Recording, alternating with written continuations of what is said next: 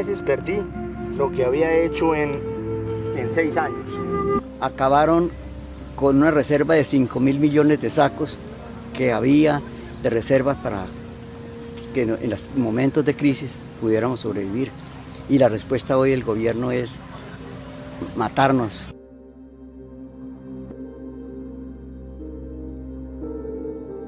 Para el año 2011, el DANE registra un total de 11.838.032 habitantes rurales. Se estima que el 62.1% de ellos vive en la pobreza y el 21.5% vive en pobreza extrema o indigencia. De manera que cerca de las 2/3 partes de los habitantes rurales son pobres y más de la 1/3 parte de los pobres rurales se halla en la indigencia. Lo anterior hace que nos cuestionemos: ¿están nuestros campesinos desprotegidos? A todas estas, ¿qué significa ser un campesino en Colombia? En el proyecto de ley número 246 de 2019 de la Cámara, presentado por Julián Peinado Ramírez, se define así: el campesino es un sujeto intercultural que existe en el campo y con el campo, quien genera pertenencias y representaciones a partir de su arraigo con la tierra, sustentadas en sus conocimientos, sus memorias, saberes y sus formas de ser transmitidas entre generaciones y que constituyen formas de cultura campesina. Por otra parte, según la Vía Campesina, que es una coalición o movimiento que tiene organizaciones afiliadas en más de 70 países, define al campesino como un hombre o una mujer de la tierra, que tiene una relación directa y especial con la tierra y la naturaleza a través de la producción de alimentos y otros productos agrícolas. Pero ¿y ahora? ¿Cómo se consolida el campesino en Colombia? Las luchas por los derechos de los campesinos tienen una amplia relación con todos los sucesos importantes de la historia colombiana. El primer auge de la explotación cauchera en el Bajo Putumayo a partir de finales del siglo XIX, la masacre de las bananeras en la costa caribe en la década de 1920, fueron una de las principales luchas campesinas en las que se buscó exigir el papel de los campesinos como sujetos productivos, y no como la fuerza de trabajo para los grandes propietarios. En los 50, las luchas campesinas habían perdido fuerza. En los años 60 surgieron las primeras guerrillas de tendencia liberal, que exigían al gobierno mejores condiciones laborales y de vida para los campesinos. En 1967 surgió la creación de la Asociación Nacional de Usuarios Campesinos. Gracias a esta, el campesinado se estructuró de una manera más fuerte, volviendo a su carácter gremialista y manteniendo su independencia ante los partidos políticos tradicionales. En los 80 nace la Asociación Nacional de Mujeres Campesinas, Negras e Indígenas de Colombia, en defensa de los intereses específicos de las mujeres campesinas. En los 90 se dice que uno de los más significativos logros de la lucha campesina es el reconocimiento del campesino como un sujeto de derechos en la Constitución de 1991, plasmados en los artículos 64 y 65. En 1996 los campesinos se asocian en movimientos regionales para salvaguardar sus territorios, evitar el despojo y defenderse del desplazamiento forzado. En los últimos años se han dado 2 sucesos clave en la movilización campesina. El primero fue el Paro Nacional Agrario de 2013. Luego, en 2017, el nacimiento de COCAM, cuyo objetivo es acompañar el proceso de los campesinos ante la sustitución de cultivos ilícitos. A lo largo de la historia, los movimientos campesinos han contribuido al surgimiento y reconocimiento de sus derechos, aportando de una manera importante a nuestro país. Y resulta que nuestro país, al menos en teoría, sí protege a nuestros campesinos, o eso es lo que encontramos plasmado en el papel. En Colombia existen cualquier cantidad de leyes que protegen al campesino y muchas otras relacionadas con entidades que se han creado para proteger y ayudar las labores del campesinado. Desde la Constitución Política de 1991, remontándonos a lo más básico en el artículo 2, el Estado define su fin esencial de servir a la comunidad, promover prosperidad general, garantizar principios, derechos y deberes. Al final menciona que las autoridades están instituidas para proteger a los residentes del país, sus bienes, entre otros. También está en el artículo 13, donde se hace especial énfasis en la igualdad para todos, donde el Estado asegura que todas las personas recibirán la misma protección sin ningún tipo de discriminación. Ahora vamos a la sección de los derechos sociales, económicos y culturales, donde están los 3 artículos en los que se basan todas las futuras leyes y decretos propuestos alrededor de los campesinos.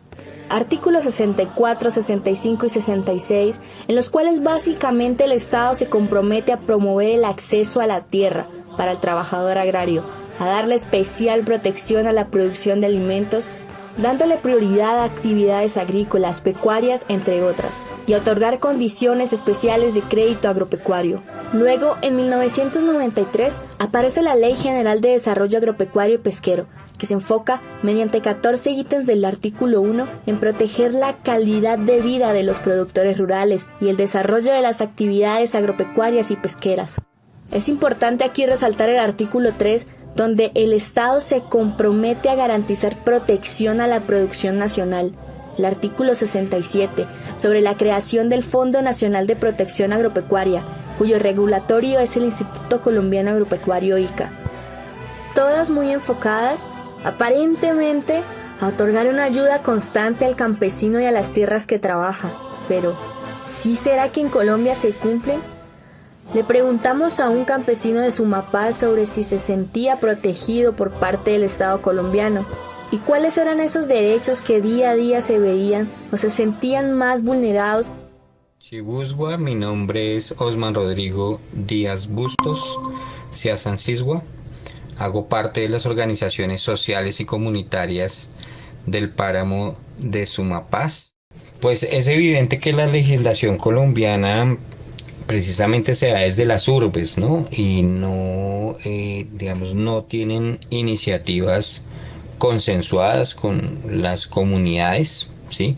Y mucho menos las comunidades campesinas. Entonces, obviamente el campesinado colombiano no se siente protegido. Pues tristemente en este país el derecho que debe ser el principal, ¿no? El derecho a la vida, ¿no? Es el más vulnerado en las comunidades campesinas. No quiere el Estado colombiano reconocer que nosotros como campesinos tenemos derecho a la vida. El segundo derecho, pues es el derecho más vulnerado también, es el derecho al territorio y a las territorialidades, porque de manera permanente, si no aceptamos las propuestas del Estado para desarrollar las iniciativas frente a los proyectos que quiere implementar en nuestros territorios, pues nos vemos obligados a abandonarlo. Y obviamente pues el tercer derecho, harían parte pues de esa triada, es el reconocimiento del campesino como un sujeto político de derechos, porque no se reconoce a los campesinos y campesinas como los sujetos que debemos construir y ser parte de las decisiones que se toman en el ámbito local, regional y nacional. A continuación presentamos un solo caso, porque estamos seguros de que hay millones de ejemplos más, en el que se demuestra el mal proceder del Estado colombiano para con el campesino y su trabajo. En este caso particular se ve muy relacionado con los animales de una finca y el papel que juega el médico veterinario, junto con entidades gubernamentales en la realización de un trabajo de toma de muestras en campo. Mucho gusto, mi nombre es Sergio Ariel Yáñez Villamizar, propietario de la finca San Jerónimo, en la vereda del Cerro del municipio de Sardinata, norte de Santander. Finca que en la actualidad carga 190 animales, especializada en cría y ceba del municipio. Quería exponerles un caso que sucedió en esta finca el año pasado por parte de una entidad del Estado, una entidad negligente en su toma de muestras, predio que fui seleccionado para un muestreo de fiebre aftosa. Pero primero, ¿qué es la fiebre aftosa? Mi nombre es David Jesse González, soy médico veterinario, tengo maestría en salud animal, pertenezco al grupo de investigación en reproducción animal y salud de hato. Ambos títulos, el de pregrado y el de posgrado, los obtuve aquí en la universidad. La fiebre aftosa es una enfermedad de origen viral, muy importante no solamente en Colombia sino en el mundo. Es una enfermedad altamente contagiosa y se transmite muy rápido en grupos de animales susceptibles. Tiene la capacidad de infectar rumiantes biungulados, entre ellos el bovino, el caprino y el ovino. Funcionarios del ICA asistieron a mi predio, tomaron muestras en marzo del 2021. Posteriormente, en el mes de abril, me he reportado que uno de los animales nacidos en mi finca, que habían cumplido los respectivos ciclos de vacunación efectuados por el ICA en el mes de abril y mayo, había salido con un vector. Vinieron, me hicieron una contramuestra. Pasaron los días y el silencio de la entidad nunca me reportó nada. En el mes de mayo, en vísperas de que no hice la vacunación de abril, por el inconveniente que tenía, me bloquearon el predio. No pude movilizar animales durante 5 meses. En fin, después de tanto presionar al funcionario del ICA que me había hecho el sangrado de mis animales, en agosto, vía telefónica me reportaron que no había salido ningún inconveniente con mis animales y que podía hacer el ciclo de vacunación. ¿Y cuál es el protocolo ideal establecido en Colombia para la toma de muestras en un caso así? El protocolo, o más bien la guía de atención de una sospecha de un caso compatible con fiebre aftosa, comienza con la denuncia o la notificación de esa misma sospecha de fiebre aftosa. Vamos a decir, por ejemplo, van a un sistema productivo y encuentran un bovino que presenta lesiones compatibles con la enfermedad, como son las vesículas, que presenta cojeras, adicionalmente a la fiebre. Él se acerca a una oficina regional del ICA y hace el reporte y la notificación del caso. Bueno, una vez uno detecta estos casos de enfermedad, uno tiene, o el sensor, tiene de 12 a 24 horas para hacer el reporte frente a la oficina del ICA. Inmediatamente el ICA recibe el reporte, debe mandar un médico veterinario oficial y ya aquí comenzaría la segunda fase, que es la fase de investigación de la sospecha. El médico veterinario debe tomar las muestras correspondientes. ¿Cuáles son las muestras? Usualmente son muestras de tejido, muestras de epitelio de animales infectados, porque el propósito en este caso es determinar la presencia del virus en estas lesiones, que son las que causa pues claramente el mismo virus. Si el médico veterinario oficial no encuentra animales enfermos o con sintomatología asociada a aftosa, él puede descartar que efectivamente sea un caso sospechoso y las medidas sanitarias en este caso no se toman en el predio. Sin embargo, si el médico veterinario considera que hay efectivamente un caso sospechoso de enfermedad vesicular en la finca, entramos a la tercera fase, que es la fase de la alarma.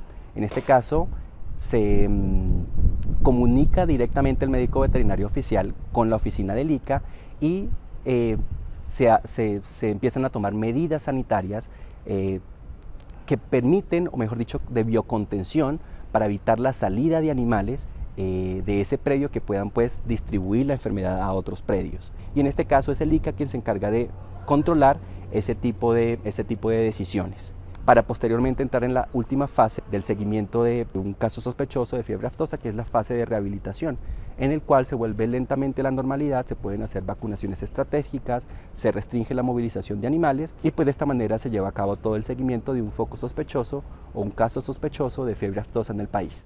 La verdad es una entidad negligente, una entidad que nunca me hizo llegar ningún reporte de muestras. Por eso los campesinos del norte de Santander nos hemos visto afectados por esta entidad con el tema de la aftosa. Las preguntas que nos quedan de un caso como este son muchas. Los derechos de los propietarios del predio se vieron vulnerados, no obtuvieron ninguna compensación por el tiempo en que su finca no pudo generar ingresos. Y todo por el mal proceder de médicos veterinarios que deberían conocer no solo los derechos de los campesinos, sino la normatividad en el manejo de entrega de resultados para este tipo de casos.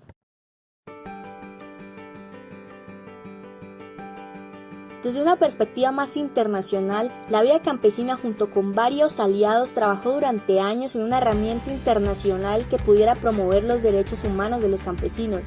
Y el 17 de diciembre del 2018, finalmente la Asamblea General de las Naciones Unidas adoptó formalmente la Declaración de la ONU sobre los derechos de los campesinos y otras personas que trabajan en las zonas rurales.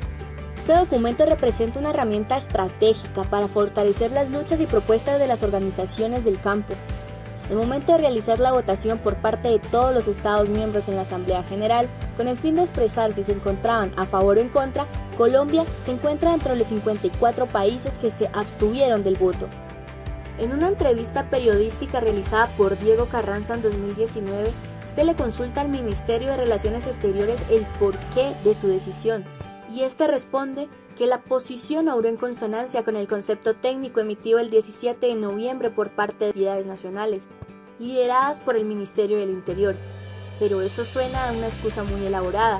Nosotros le preguntamos a un campesino por qué creía que Colombia se había abstenido de este voto. Pues que el Estado colombiano no le interesa responder ante un ente multilateral frente a la vulneración permanente de los derechos de los campesinos, y por ello no quiere reconocer ninguno de estos derechos contemplados en la declaración. Pues inclusive, si habláramos como de manera más directa, pues no le interesa ni siquiera poner la palabra campesino. Le huye a la palabra campesino en sus políticas públicas. Se habla de habitantes rurales, se habla de ruralidad, se habla de territorios rurales. Pero además, pues porque ustedes saben que cuando el Estado colombiano aprueba la incorporación de estos elementos que son de un ente multilateral como es la Organización de Naciones Unidas, se incorpora en el bloque de constitucionalidad, es decir que es un proceso de exigibilidad que podríamos tener las comunidades campesinas. No se da como esa aprobación de esta declaración de los derechos de los campesinos. Yo creo que principalmente por el artículo 17 de esa declaración, que es todo el tema del derecho a la tierra, ¿no? Si no hay las condiciones en estos territorios, no se garantizan acciones colectivas de reparación, nos genera pues que se traslade esos mínimos y esas garantías que debería tener el campesinado en su tierra, pues al uso de animales en estos quehaceres. Al campesino se le puede definir de 1000 maneras, desde una gran cantidad de puntos de vista, pero ser campesino se siente así. Pues ser campesino en Colombia es un orgullo, ¿no? Es poder reconocer el arraigo con las tradiciones, usos y costumbres culturales, con la tierra, con el territorio, con la historia de nuestros abuelos y abuelas, de nuestros ancestros, y desde allí pues obviamente es un orgullo poder fortalecer esta identidad. Los campesinos hacen país. El Estado colombiano no contribuye a superar la situación rural debido a la falta de integralidad y su poca atención a las demandas de las comunidades rurales. Por el contrario, dichas políticas tienden a favorecer a los que ya son ricos, agudizando así las diferencias. En el proceso, los animales que complementan la actividad rural de los campesinos se ven afectados, como lo fue en el caso de la finca San Jerónimo, en la cual el doctor Quezé nos deja una importante lección como futuros médicos veterinarios. Respecto al caso de la finca San Jerónimo, en el reporte hubo varias inconsistencias. Primero, no se respetaron los tiempos que tiene el ICA, incluso que tienen los sensores para notificar los casos. A los propietarios no se les informó que el predio estaba en interdicción. ¿Qué significa esto? Que no pueden tomar decisiones sobre el predio. A ellos les prohibieron la movilización de animales, le prohibieron la venta de animales, pero ni siquiera había un diagnóstico clínico de sospecha de que hubiera aftosa. Una de las cosas que nosotros podremos hacer como médicos veterinarios, conociendo cómo se hace el reporte, cómo se hace el seguimiento de un caso sospechoso, es servir de guía al campesino para que no se vulneren sus derechos, para que no se afecte su producción. Entonces yo creo que como médicos veterinarios tenemos esa labor de entender bien este tipo de procedimientos y de ser una guía para los campesinos para que ellos puedan entender qué es lo que está pasando y también para indicarles dónde está fallando las instituciones y también cómo poder acercarse a las instituciones para pedir respuestas claras, directas y concretas sobre el estado en el que se encuentra la finca. Respecto a esto, al reporte, por ejemplo, de una enfermedad de control obligatorio como es aftosa. Concluimos que en Colombia las leyes solo están en el papel, pero no funcionan o son ignoradas, sin mencionar que muchas incluso son violadas por el mismo Estado y sus entes gubernamentales. Parte de la responsabilidad recae sobre nosotros como médicos veterinarios cuya ética profesional debe favorecer a los animales que representan el sustento de nuestros campesinos y la salud de nuestra tierra.